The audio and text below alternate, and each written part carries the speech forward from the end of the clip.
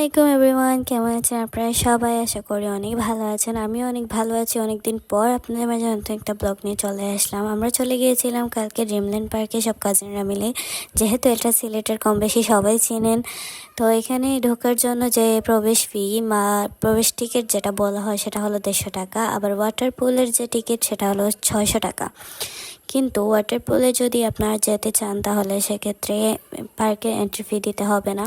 এছাড়া ওয়াটার পুলের সব রাইড আপনার জন্য ইনক্লুডেড 600 টাকার ভেতরে। সেক্ষেত্রে আবার হাইট অনুযায়ী ওয়াটার পুলের যে টিকিটটা সেটা হলো 4 ফুট হলে 500 টাকা এবং 4 ফুটের উপরে হলে 600 টাকা করে। তো এই ছিল আমার আজকের ব্লগ এবং এখানকার ভেতরের ভিউ। তো কেমন লাগলো আপনাদের অবশ্যই জানাবেন, জানাতে ভুলবেন না।